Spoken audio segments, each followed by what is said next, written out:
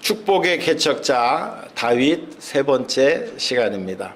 제가 첫 번째 축복의 개척자 다윗을 설교하고 났더니 여보 내가 다음 주에도 또 다윗을 설교할 거야. 그랬더니 우리 집사람이 저한테 그래요. 또 설교할 게 있어요. 그렇게 얘기하더라고요. 보니까. 그래서 이 다윗의 생애를 제가 이렇게 깊게 연구해 보니까 하나님께서 정말 내 마음에 합하다라고 그렇게 이야기하실 정도로 이 다윗의 삶은 굉장히 위대한 삶을 살았던 그런 사람입니다. 이 다윗이 우리와 그렇게 성정이 다르지 않습니다. 그가 때로는 실수도 하고 그가 때로는 부족한 것도 있었지만은 그러나 그가 실수할 때마다 또는 그가 부족할 때마다 그 위기를 넘어가는 그런 그 영적인 능력들이 이 다윗에게 있었던 것을 알 수가 있습니다. 이 하나님께서 다윗을 만나셨을 때에 내 마음에 합하다라고 그렇게 말씀하신 여러 가지 이유들이 있었죠. 다시 한번 리마인드 해봅니다. 첫 번째로는 자기가 아버지의 목동을 칠 때마다 그 사자가 오고 늑대가 왔을 때에 하나님께서 그의 이제 생명을 보호해 주시고 죽을 힘을 다해서 싸웠을 때에 하나님께서 자기의 생명을 구원해 주셨다라고 하는 그런 그 체험적인 신앙의 그런 신앙을 가지고 있었던 사람이었기 때문에 하나님께서 다윗을 기뻐하셨던 것입니다. 또 뿐만 아니라 그는 자기가 하나님 앞에 그런 체험적인 신앙을 그냥 혼자 가지고 있었던 것이 아니고 기도로 적었고요, 찬양으로 만들었고요, 그것을 많은 사람들에게 불리우게 함으로써 자기가 체험한 하나님을 다른 사람도 체험할 수 있도록 그렇게 이제 힘썼던 그런 그 사람이 다윗이었습니다. 또 골리앗과의 싸움 속에서는 그가 하나님을 모욕했던 이 골리앗에 심하게 분노했습니다. 너는 칼과 창과 단창으로 내게 나아오지만 나는 내가 모욕하는 하나님 만군의 여호와의 이름으로 내게 나가노라. 할렐루야. 오늘 우리가 정말 눈으로 보이는 사람들이 이런 세상의 재력과 세상의 명예와 세상의 권세를 가지고 우리 예수 믿는 사람들을 위협한다 할지라도 우리가 믿는 하나님은 그 모든 것들을 다 능가하시는 전능하신 하나님이신 줄로 믿습니다. 그래서 여러분들, 그래서 이 다윗은 하나님의 그 이름을 위해서, 하나님의 그 이름을 위해서 정말 헌신할 줄 알았어. 그런 그 신앙의 사람이었습니다. 또 이 다윗은 오벳 에돔의 집에 언약궤가 머무는 3달 동안에 하나님께서 그 가정을 축복하셨다라고 하는 말을 듣고 얼른 내려가서 하나님의 언약궤를 시온성 예루살렘으로 가지고 옵니다. 그래서 자기뿐만 아니라 다른 모든 많은 사람들이 하나님을 섬기고요, 오벳 에돔이 받았던 하나님의 축복을 함께 누리기를 간절히 희망했던 사람이 바로 다윗이었습니다. 또 뿐만 아니라 그는 젊은 시절에 이제 사울 임금으로부터 굉장히 핍박을 많이 당하고 또 추격을 많이 당하고 생명의 위협을 느끼는 과정 속에서도 그가 죽일 수 있는 기회가 2번이나 있었는데 하나님께 기름 부음을 받은 종들에게는 건드리는 것이 아니다 라고 하는 그런 그 신앙의 가치를 가지고 그 사울 임금을 존중하고 그의 생명을 해하지 않았습니다. 그래서 증표로 이제 옷자락을 잘라가지고 갔는데 그것조차도 마음에 심히 괴로움을 받았던 사람이 바로 다윗이었습니다. 이 다윗은 하나님을 사랑했기 때문에, 하나님을 경외했기 때문에 하나님의 기름 부음을 받은 종들을 함께 존중하고 또 사랑했던 것을 알 수가 있습니다. 오늘은 마지막 3가지 사건을 더 여러분들에게 말씀을 드리고 이 다윗이 축복의 개척자가 될 수 있었던 그 원인에 대해서, 이유에 대해서 말씀을 마치려고 합니다. 6번째로 이 다윗이 가지고 있었던 하나님 앞에 마음에 꼭 들을 수 있었던 사건이 하나가 있었는데요, 그것이 뭐냐면 하나님께서 다윗 궁에 평안하게 거하게 하셨을 때에 다윗이 제일 처음 생각한 것이 뭐냐면 나는 이렇게 좋은 집에 거하거늘 하나님은 아직도 광야 때부터 내려오던 누더기 텐트 가운데 거하시고 있는 것을 마음 아파했습니다. 예. 이 다윗이 자기가 살고 있는 삶의 거처보다 하나님께서 거하시는 거처가 더 마음에 걸렸던 것을 기억하게 됩니다. 어느 교회 가면 교회에서 자기 집에서 쓰다가 조금 이렇게 현찮은 것 있으면 교회로 가져오는 분들이 있어요. 그래서 이거 우리 집에서 쓰던 건데 교회에 필요하면 쓰세요. 이렇게 얘기하는 분들이 있어요. 너무 감사하죠. 예. 혹시 교회가 필요하면 갖다가 쓰도록 하면 좋겠죠. 그러다 보니까 그 교회가 가보니까요, 전부 중고만 모여 있는 거예요. 예. 그래서 제가 그 교회에 들어간 순간 마음이 너무 아팠어요. 내 것을 하나님 앞에 드리는 거 굉장히 중요한데 왜 이렇게 중고품만 드려야 될까 하는 그런 생각을 가졌습니다. 그래서 제가 교회에 부임하고 나서 좀 허접한 거, 또 이렇게 좀 없어도 될 만한 거는 전부 정리해서 다 도네이션을 했습니다. 그리고는 선포했습니다. 여러분, 죄송하지만 하나님 앞에 드릴 때는 내가 가지고 있는 것 중에 제일 좋은 거를, 내가 정말 하나님 앞에 새 거를 드릴 수 있으면 그걸로 해서 하나님 앞에 드리는 습관을 가지면 좋겠습니다. 여러분, 교회 안에 있는 물건들은 여러분 다 속물입니다. 예. 이게 피아노나 키보드가 이렇게 춤추는 데 가면 춤추는 데 쓰는 카바레 물건이 되지만, 그러나 교회에 들어오면 거룩한 물건이 되는 것입니다. 오늘 우리가 하나님 앞에는 가장 귀한 것으로, 가장 정말 아끼는 것으로 하나님 앞에 드릴 줄 아는 그런 마음을 갖는 것이 중요합니다. 이 다윗이 바로 그러한 마음을 가지고 있었습니다. 나는 이렇게 좋은 궁에 거하거늘 하나님의 성전을 지어드리면 좋겠다 하는 그런 마음을 가지게 된 것입니다. 그래서 하나님께서 그 다윗의 마음을 보시고 이 하나님께서 다윗과 계약을 맺으시는데요, 구약에는 하나님이 맺으시는 계약은 두 가지 종류의 성격의 계약이 있습니다. 하나는 쌍무조약이라고 그래가지고 하나님과 계약 당사자가 함께 의무조항이 있는 거예요. 그런 것이 어떤 것이 있냐면은 하나님께서 모세와 함께 맺으신 계약입니다. 레위기 26장 12절 거기 한번 보시면, 나는 너희 중에 행하여 너희의 하나님이 되고 너희는 나의 백성이 될 것이라, 그렇게 얘기하셨어요.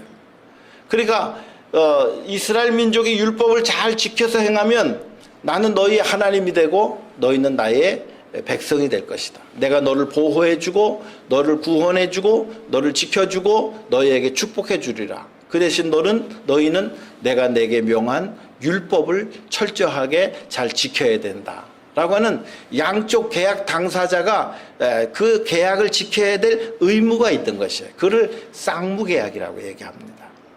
그러나 또 다른 계약이 있습니다. 일방적인 계약이 있어요. 하나님께서 이 일방적인 계약을 맺으신 경우는 딱 두 사람입니다. 하나는 아브라함에게 일방적으로 계약해 주시고 그를 보호해 주시고 그를 축복해 주셨습니다. 그리고 이 다윗에게 하나님께서 언약을 맺어 주시고 이 다윗에게 일방적으로 이 다윗을 보호해 주시고 축복해 주시는 그 언약을 맺으신 것이 바로 다윗 계약입니다. 사무엘하 7장 8절에 보니까, 그러므로 이제 내 종 다윗에게 이처럼 말하라. 만군의 여호와께서 이처럼 말씀하시기를, 내가 너를 목장 곧 양을 따르는 데서 취하여 내 백성 이스라엘의 주권자로 삼고, 내가 어디로 가든지 내가 너와 함께 있어 내 모든 대적을 내 앞에서 멸하였은즉 세상에서 존귀한 자의 이름같이 내 이름을 존귀케 만들어 주리라. 할렐루야. 다윗에게 하나님께서 찾아가셔서 나단을 통하여 일방적으로 다윗과 계약을 맺어주시고, 내가 어디로 가든지 내가 승리하게 하겠고 내가 이스라엘의 주권자로 삼을 것이며 너로 하여금 내 이름을 존귀하게 듣게 하리라 라고 그렇게 말씀해 주신 것을 알 수가 있습니다. 어떻게 이런 일이 일어났습니까? 바로 이 다윗이 하나님의 성전이 휘장 가운데 있는, 장막 가운데 있는 것을 보고 지어드렸으면 좋겠다 라고 하는 그런 마음을 품었을 때 하나님께서 감동을 받으신 거예요. 여러분의 생애 가운데 성전을 지을 수 있는 기회가 몇 번이나 온다고 생각하십니까? 사실은요, 하나님께서 다윗에게 성전을 지을 수 있는 찬스를 주지 않으셨어요. 다윗은 성전을 짓고 싶었지만은 성전을 지을 수가 없었어요. 너는 너무 피를 많이 흘렸기 때문에, 전쟁에서 많은 사람들의 피를 흘렸기 때문에 너를 통해서 내가 지으는 성전에 내가 거할 수 없다고 하셨어요. 그래서 다윗이 마음의 아픔을 가지고 성전에 지을 수 있는 모든 재료를 다 갖다가 비축해 놓습니다. 그리고 그의 아들 솔로몬을 통해서 하나님의 성전을 짓도록 하십니다. 여러분 가운데, 여러분의 생애 가운데 성전을 지을 수 있는 그런 찬스가 여러분들에게 오셨다고 한다면 이거는 어마어마한 축복의 순간입니다. 저는 어렸을 때부터 미국에 오기 전까지 계속해서 성전만 짓다 온 것 같아요. 제가 전도사로 있을 때도 그 교회에서 성전을 지었습니다. 온 성도가 힘을 합해서 많은 기적을 체험하면서 성전을 지었습니다. 군대에 있을 때도 성전을 하나 지어서 하나님 앞에 짧은 기간 동안에 아주 아름다운 성전, 지금 여기보다 한 3배 정도 큰 성전을 지어서 봉헌했습니다. 제대하고 나와서 목회하면서도 거기서도 또 성전을 또 지었습니다. 그래서 이 성전 짓는 것을 저는 평생 목회하면서 한 3번 정도 지을 수 있는 기회가 있었습니다. 성전 지을 때 힘이 들죠. 성전 지을 때 얼마나 기도가 많이 필요한지 알 수가 없어요. 그래서 저는 성전을 3번이나 지어봤기 때문에 지나갈 때 교회가 보이면 눈물이 나와요. 얼마나 눈물로 기도하시고 얼마나 많은 희생을 통해서, 헌신을 통해서 그 교회가 지어졌는가 하는 것을 저는 생각하기 때문에 그렇습니다. 다윗은 비록 그 성전을 짓질 못했지만은 너와 너의 자손을 통해서 성전을 지으리라 하시는 것을, 그 말씀을 듣고 사무엘하 7장 27절에 이렇게 하나님께 기도합니다. 만군의 여호와 이스라엘의 하나님이여, 주의 종에게 알게 하여 이르시기를 내가 너를 위하여 집을 세우리라 하신 고로 주의 종이 이 기도로 구할 마음이 생겼나이다. 이제 청컨대 종의 집에 복을 주사 그 앞에 영원히 있게 하옵소서. 주 여호와께서 말씀하셨사오니 주의 은혜로 종의 집이 영원히 복을 받게 하옵소서 하지라. 할렐루야. 여러분, 이 귀한 성경 구절을 여러분 많이 보신 줄 압니다. 저는 이 말씀을 보면서 그렇게 했어요. 이 다윗이 하나님의 성전을 짓게 하신 것이, 그 하나님의 일을 감당하게 하신 것이, 그것이 다윗과 다윗 자손에게 가장 큰 축복의 순간이었다는 것을 고백하고 있어요. 그리고 다윗이 경험한 축복은 뭐냐면, 나와 우리 가정이 하나님 앞에 부끄럼 없이 설 수 있는 것이 축복이라고 하는 것을 선포하고 있는 것을 알 수가 있습니다. 여러분, 하나님을 믿으면서 여러분 어떤 축복을 여러분 기대하고 계십니까? 하나님 앞에 내가 부끄러움 없이 설 수 있을 때 여러분, 그것이 가장 큰 축복입니다. 하나님께서 나로 하여금 일하라고 명령하실 때 그것이 가장 큰 축복입니다. 하나님께서는 아무나에게 일하라고 말씀하지 않으십니다. 일할 수 있는 능력과 일할 수 있는 인격과 일할 수 있는 성품과 일할 수 있는 성령의 은혜와 능력이 있는 사람들에게 하나님께서 일하라고 명령하시는 줄로 믿습니다. 그렇기 때문에 오늘 우리가 하나님 앞에 일꾼으로 세움받았다라고 한다면 우리는 그것이 하나님께서 인정하시는 사람이요, 하나님께서 축복하신 그런 사람과 그의 집이 되는 줄로 믿습니다. 여러 가지 축복 가운데 하나님의 일을 할 수 있도록 하신 것이 가문의 축복이라는 것입니다. 여러분, 하나님의 그 위대한 사랑과 하나님의 계획을 아는 분들은요, 하나님께서 일하라고 하라고 하실 때 그것이 얼마나 내게 복된 일인가 하는 것을 깨닫습니다. 근데 하나님의 그 위대한 계획과 사랑을 깨닫지 못하면 하나님께서 한번 이거 해보십시다 라고 얘기할 때 그거 못해요. 그거 나 할 수가 없어요. 여러분, 그건 얼마나 참 그것이 어렵고 힘든 대답인지 알 수가 없어요. 요즘에 유튜브에 보면 그런 얘기 합니다. 11조를 꼭 내야 되나요? 여러분, 저는 그런 이야기를 들을 때마다 마음이 아파요. 계산적으로 하나님과의 관계성 속에서 어떻게 신앙생활 해야 되는가라고 하는 것을 물어보는 거잖아요. 그러나 하나님께서 이미 우리에게 베풀어 주신 것은 너무나 크고 또 위대하십니다. 까짓것 우리가 벌어들이는 소득의 11조를 하나님 앞에 드리는 것은 오히려 작은 것일 수가 있어요. 하나님의 은혜를 우리가 충만히 깨닫고 나면 하나님 앞에 여러분 10의 9조를 드려도 아깝지가 않은 것이 하나님의 사랑이요 하나님의 은혜입니다. 그런데 요즘에 사람들이 11조를 해야 되나요? 말아야 되나요? 이런 고민을 하고 있다는 것 자체가 오늘 기독교의 영적인 은혜와 기독교의 실력이 많이 퇴보돼 가고 있다 라고 그렇게 생각을 할 수가 있습니다. 7번째로 다윗은 하나님의 은혜에 보답할 줄 아는 신앙인이었다라고 하는 것입니다. 거기 한번 사무엘하 8장 6절에 있는 말씀 보니까 다 같이 한번 읽어보겠습니다. 시작. 다메섹 아람의 수비대를 두매 아람 사람이 다윗의 종이 되어 조공을 바치니라. 다윗이 어디를 가든지 여호와께서 이기게 하시니라. 아멘. 다윗이 어디를 가든지 이기게 하셨다는 거예요.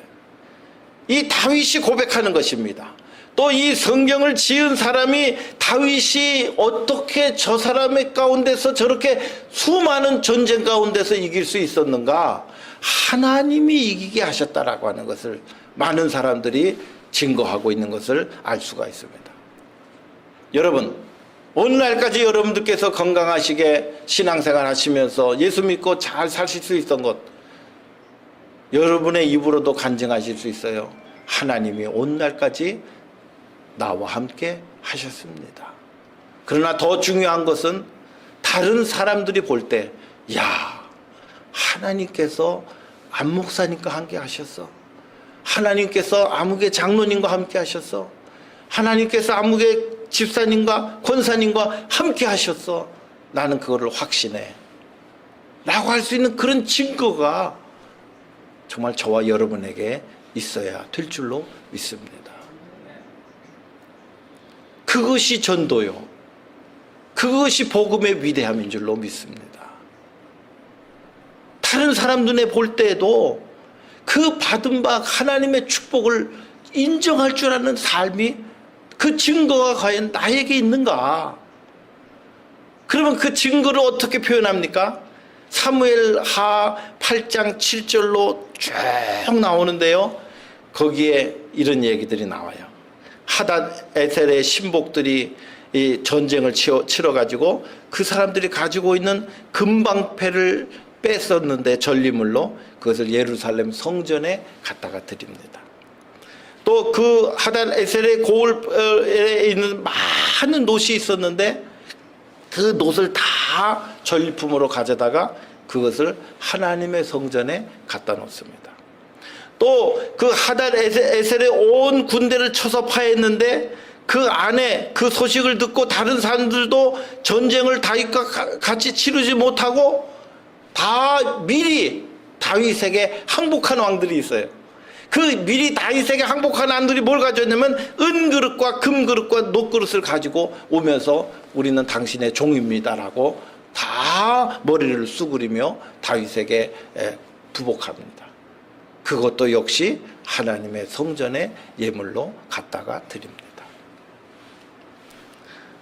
자기가 정복한 사무엘하 8장 11절 다윗왕이 그것도 여호와께 드리되 저가 정복한 모든 나라에서 얻은 은금을 그리고 블레셋 자손과 아말렉에서 얻은 모든 노력한 것을 다 하나님의 성전의 예물로 바쳤다고 얘기하고 있어요. 여러분, 하나님께서 받은 바 은혜가 큽니까? 그러면 하나님 앞에 그 은혜에 보답하는 것이 뭐예요? 우리가 하나님 앞에 예물을 드리든지 몸으로 봉사하든지 우리가 충성하든지 하나님 앞에 충성하는 삶을 통해서 하나님께 받은 은혜를 우리가 표현할 수 있게 되는 줄로 믿습니다. 다윗은 하나님께 받은 바 은혜를 그는 꼭 하나님 앞에 다 보답해 드렸어요. 하나도 빼놓지 않고 보답해 드렸어요. 그렇기 때문에 하나님께서 그를 책임져 주시고 그가 전쟁을 치를 때마다 그가 그 전쟁에서 이길 수 있게 해 주신 줄로 믿습니다. 하나님은 심은 대로 거두시는 하나님이십니다. 여러분이 하나님 앞에 드리는 헌금은 마지막 하나님 만났을 때 하나님이 다 알고 계셔요. 네가 나를 위해서 얼마만큼 희생하고 얼마만큼 예물을 드리고 얼마만큼 몸으로 충성하고 얼마만큼 헌신했는가 하나님 다 알고 계셔요. 갈라디아서 6장 7절에 하나님을 자기를 속이지 마세요. 하나님을 조롱하지 받으실 분이 아니십니다. 사람이 무엇으로 심든지 심은 대로 거둘 것입니다. 자기 육체를 위하여 심는 자는 육체로부터 썩을 것을 거두지만 성령을 위하여 심는 자는 성령에게서 영생을 거두게 될 것입니다. 라고 말씀하고 있습니다. 우리가 이 세상에 사는 날 동안에 필요한 것들도 많지만은 그러나 우리 어머님 보니까 뭐 사다 주는 걸 너무 싫어하세요. 야, 내가 죽을 날이 오늘 내일인데 이런 걸 뭐하러 사오냐. 있는 거 다 쓰다가 쓰지도 못하고 죽을 나이가 되었다. 이제 이런 거 절대 사오지 말아라. 그 생각해 보니까요. 이제 가지고 계신 거 다 쓰지도 못하고 하늘나라 가실 참이에요. 오늘 우리가 여기 계신 분들은 은퇴하신 분들도 많이 계시고 그렇습니다. 이미 하나님께 받은 축복이 많습니다. 이제는 우리가 하나님 앞에 받은 바 은혜대로 감사하시며 사시. 하늘나라 갔을 때 우리가 하나님 앞에 부끄럽지 않게 주님을 만날 수 있는 그런 그 은혜에 대한 보답이 필요한 때인 줄로 믿습니다. 마지막으로 다윗은 회개의 사람이었습니다. 이 회개와 관련된 두 가지 사건이 있었어요. 그것은 뭐냐면 밧세바와 동침한 후에 선지자 나단의 질책을 받고 회개했던 사건이고 또 다른 사건 하나는 다윗이 인구 조사를 해서 하나님 앞에 책망을 받은 그런 그 사건입니다. 첫 번째로 이 다윗이 인구 조사를 하게 됐는데 역대상 2장 21장 1절로 17절에 있는 말씀 보니까 이 전쟁에서 승리하고 많은 인구가 늘어나게 됐습니다. 그래서 다윗이 이제 요압 임금에게 야 이제 인구 조사를 해라. 인구 조사를 하는 이유가 무엇이에요? 내가 군대가 얼마나 많은가 그리고 사람들이 얼마나 세금을 많이 거둘 수 있는가 그것을 내가 과시하기 위해서 인구 조사를 하라고 그렇게 얘기를 합니다. 그랬더니 요압이 말립니다. 아이고 왕이시여 어찌하여 이스라엘로 죄를 범하게 하시려 합니까? 이제까지 전쟁을 치르면 전쟁에 그 다윗이 실력이 있어서 이겼습니까? 하나님께서 이기게 하신 거거든요.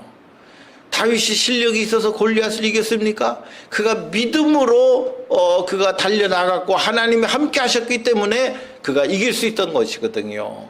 그런데 이제 나라가 평안해지고 나라가 부유해지니까 자기 과시가 생각이 났던 거예요. 여러분, 하나님께 축복받았을 때에 가장 무서운 것이 뭐냐면 교만해지는 거예요. 자기를 드러내려고 하는 거예요. 사람들 중에 요즘에 보니까 지난번에 라스베가스 가서 우리 직분자 교육하는데 우리 목사님들 나오셔서 이렇게 교육하는 걸 제가 쫙 들었습니다. 저도 교육을 했고요. 그런데요, 우리 목사님들이 열등감이 많더라고요. 예.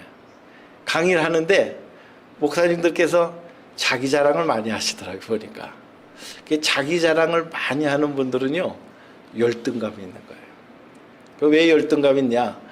나는 잘하는데, 나는 훌륭한 사람인데 나를 알아주지 않는다는 거예요. 그러니까 자꾸 자기 자랑을 하게 되는 거예요. 이게 하나의 열등감입니다. 자신감이 있는 사람은 자랑할 필요가 없어요.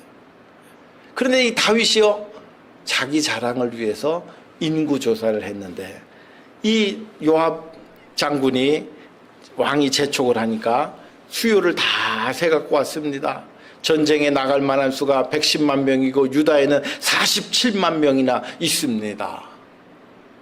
하나님께서 그 인구조사 때문에 심판하십니다. 세 가지를 제시를 하시는데 가장 빠른 게 뭡니까? 온욕이 퍼져서 퍼지는 것이 가장 짧은 심판이다. 제가 그것을 선택하겠습니다.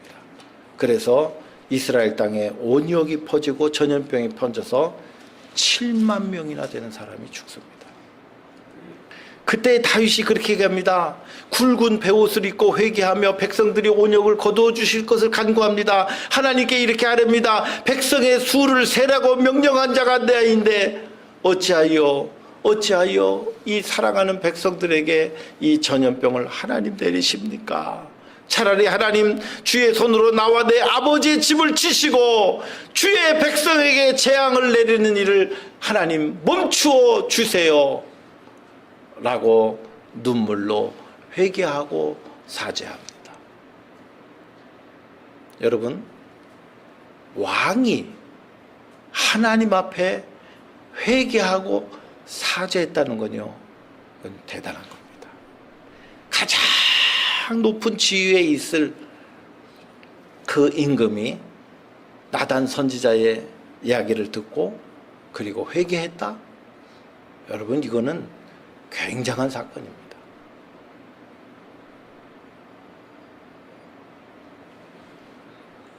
우리가 교만해질 때 하나님께서 우리를 다루어 가십니다. 하나님께서 우리를 겸손하게 만드십니다. 그렇기 때문에 우리는 교회 안에서나 모든 사람을 만날 때 하나님의 은혜와 사랑을 깨닫는 사람들은 겸손해야 돼. 겸손할 때에 하나님께서 여러분을 높이 들어 사용하시는 줄로 믿습니다.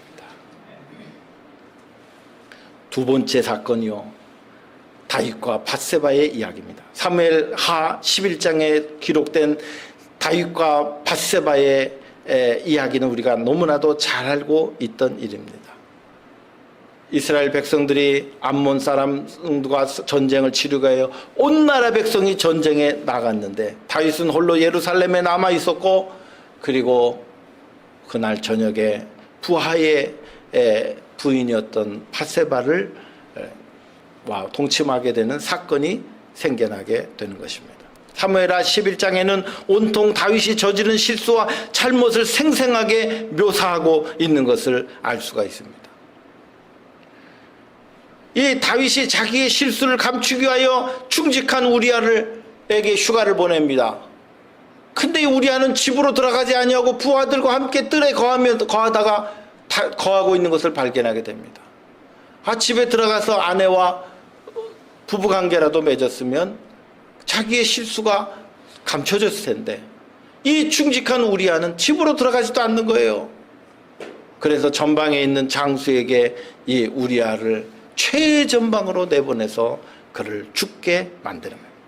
사무엘하 11장의 마지막에 이렇게 마감합니다. 다윗이 행한 그 일이 여호와의 보시기에 악하였더라.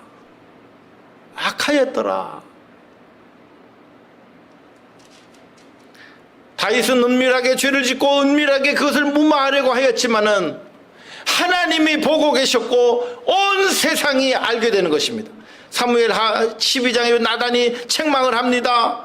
그 책망을 듣자마자 다윗이 소리친 말이 바로 이 말입니다. 사무엘하 12장 13절에 이렇게 얘기합니다.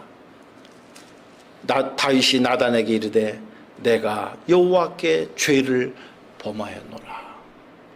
내가 여호와께 죄를 범하였노라.